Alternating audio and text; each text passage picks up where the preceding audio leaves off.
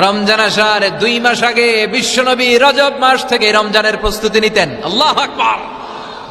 আর পড়তেন আল্লাহুম্মা বারিক লানা ফি রজব ওয়া শাবান, ও আল্লাহ রজব আর শাবান মাসে আপনি বরকত দেন, ওয়া বাল্লিগনা রমাদান, রমজান মাসে পৌঁছে দেন। এখন যে মাসটা চলতেছে এটা কি মাস? হ্যাঁ, তাহলে রমজানের প্রস্তুতি নেওয়ার দরকার আছে না নাই? রমজানের 2 মাস আগ থেকে উনি প্রস্তুতি নিতেন। এরপরে ঈদ আসার আগে রমজানের প্রস্তুতি আছে না নাই? রমজানের ওই রোজার শেষে এলো খুশির ঈদ, তুই আপনাকে আজ বিলিয়ে দে শোন আসমানি তাকি, তোর সোনা দানা বালা খানা সব রাহে লিল্লাহ, দে যাকাতে মুর্দা মুসলিমেরাজ ভাঙাইতে নিদ। পড়েন রমজানের ওই রোজার শেষে এলো খুশির ঈদ, তুই পড়বি দের নামাজের মন সেই গাহে, যে ময়দানে সব গাজী মুসলিম হয়েছে শহীদ। রমজানের ওই রোজার শেষে এলো খুশির ঈদ। আলহামদুলিল্লাহ পড়েন। তার মানে নামাজের আগে প্রস্তুতি লাগে, রোজার আগে প্রস্তুতি লাগে, ঈদের আগেও প্রস্তুতি লাগে। এরপরে হজ যদি পালন করতে চান তারও প্রস্তুতির দরকার আছে না নাই? একজন হজ করবে, প্রস্তুতি লাগবে না? কি প্রস্তুতি লাগবে? হ্যাঁ, পাসপোর্ট লাগবে, হজের ভিসা লাগবে, তারপরে রেজিস্ট্রেশন করা লাগবে, আশকোনার হাজি ক্যাম্পে প্রশিক্ষণ নেওয়া লাগবে, রিয়াল কিনা লাগবে, ইজার কিনা লাগবে, রিদা কিনা লাগবে, বেল্ট কিনা লাগবে, হজের নিয়ম কানুন জানা লাগবে, ঠিক কিনা? দেখেন, নামাজের আগে প্রস্তুতি লাগে, রোজার আগে প্রস্তুতি লাগে, হজের আগে প্রস্তুতি লাগে, কিন্তু যাকাতের আগে লাগে না। হ্যাঁ, যাকাতের জন্য 1 বছর আগ থেকে প্রস্তুতি নেওয়া লাগে। আপনি কবে নিসাব পরিমাণ সম্পদের মালিক হলেন ডায়েরিতে নোট রাখার দরকার আছে না নাই? এজন্য সব সময় ইবাদত করতে হবে একজনের, তিনি কে? প্রশংসা করতে হবে একজনের, তিনি কে? জিকির করতে হবে একজনের, তিনি কে? বিশ্বনবী বলতেন লা ইয়াজালু লিসানুকা রাতবান মিন যিকরিল্লাহ, তোমার জিহ্বাটা যেন সব সময় আল্লাহর জিকিরে, আল্লাহর স্মরণে ভিজে থাকে। আবার বিশ্বনবী বলতেন হাব্বুল কালাম ইলাল্লাহি আরবা, আল্লাহর কাছে সবচাইতে প্রিয় কথা 4টি। কয়টি? সবাই বলেন কয়টি? 1 হচ্ছে সুবহানাল্লাহ, 2 হচ্ছে আলহামদুলিল্লাহ, 3 হচ্ছে লা ইলাহা ইল্লাল্লাহ, 4 হচ্ছে আল্লাহু আকবার। প্রথমটা কি? দ্বিতীয়টা? তৃতীয়টা? 4 নাম্বারটা? আবারও আওয়াজ করে সবাই পড়েন, প্রথমটা কি? দ্বিতীয়টা? তৃতীয়টা? চতুর্থটা? আহাব্বুল কালাম ইলাল্লাহি আরবা, আল্লাহর কাছে সবচাইতে প্রিয় কথা এই 4টা, সবচাইতে প্রিয় কথা। আর এই প্রতিটা কথার ভিতরে আল্লাহর নাম আছে না নাই? দেখেন, সুবহানাল্লাহ, আল্লাহ আছে, আলহামদুলিল্লাহ, লা ইলাহা ইল্লাল্লাহ, আল্লাহু আকবার, আছে না নাই? তার মানে জিকির করতে হলে ওই জিকিরের মধ্যে নাম থাকতে হবে কার? আল্লাহর নাম ছাড়া এদেশে অনেক জিকির আছে না নাই? লাফালাফি করে হুই হাই হুই হাই। জিকির হতে হবে তাদাররুআ ওয়া খুফিয়া, গোপনে, দুনাল জাহরি বিল কওল, চিৎকার চেঁচামেচি করে নয়।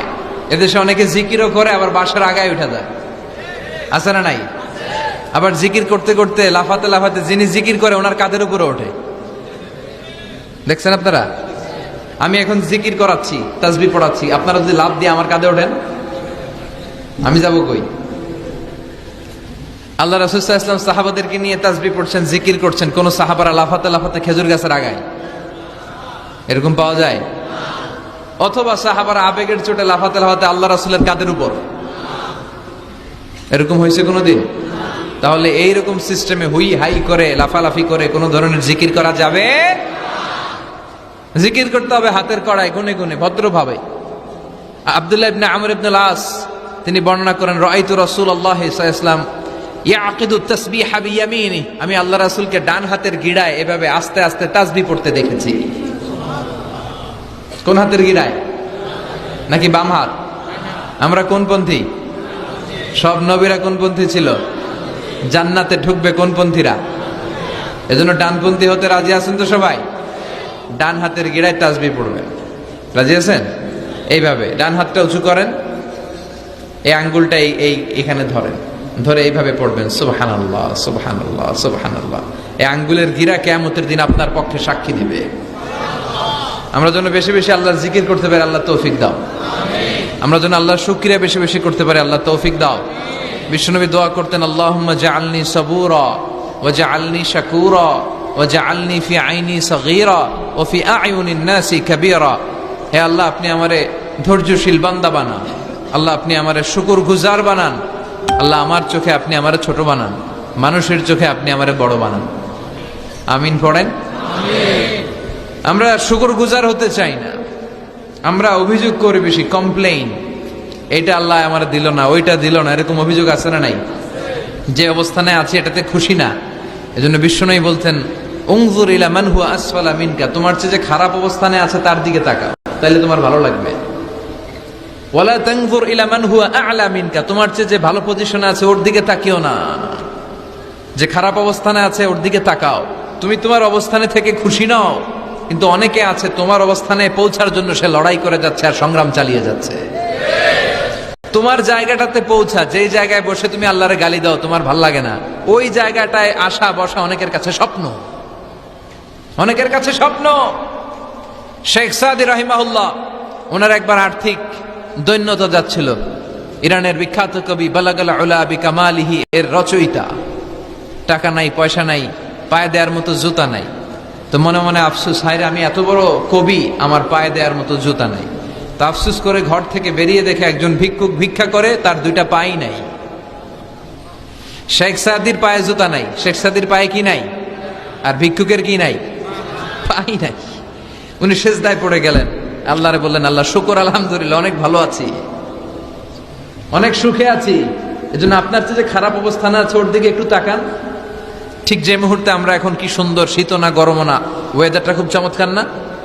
এই পরিবেশে যে মুহূর্তে আমরা কথা শুনছি, ঠিক এই মুহূর্তে হাসপাতালের বেডে শুয়ে অনেকে মৃত্যুর প্রহর গুনছে। অনেকের ক্যান্সার, যার নেই কোনো অ্যান্সার, তার প্রতিটা সেলের ভিতরে জ্বালা, আমি টাকা চাই, পয়সা চাই, কত কিছু চাই, এটা লাগবে, ওইটা লাগবে, এটা চাই, ওইটা চাই। হাসপাতালের ওই ক্যান্সারের রোগীটা কিচ্ছু চায় না, ও শুধু বাঁচতে চায়। ও কি চায়? ও শুধু বাঁচতে চায়। এজন্য চাহিদার কোনো শেষ নাই। আল কানাআতু মিনাল ইসলাম, অল্পে তুষ্ট থাকার নাম ইসলাম। অল্প খাবো, অল্প পড়বো, অল্প জমাবো, অল্পের ভেতরে বরকত দিয়েছে কে? আর সবসময় শুকরিয়া করবো কার? রাজি আছেন তো? আমরা যেন আল্লাহর শুকরগুজার বান্দা হতে পারি, আল্লাহ তুমি তৌফিক দাও। যারা জান্নাতে যাবে আর যারা জাহান্নামে যাবে, তারা কি কখনো সমান হতে পারে? The people of paradise and the people of hellfire, they never be equal ever. The people of paradise and heaven, they gain the ultimate success in life. যারা জান্নাতি তারাই আসল সফলতা অর্জন করেছে, দুনিয়াতেও সফল, আখিরাতেও সফল। চিল্লায় বলেন ঠিক কি না? এখন the decision is yours, সিদ্ধান্ত আপনার যে আপনি কই যাবেন, আপনি কই যেতে চান, জান্নাতে না জাহান্নামে? আল্লাহ আমরা যেন জান্নাতেও এরকম একত্রিত হতে পারি, তুমি তৌফিক দাও।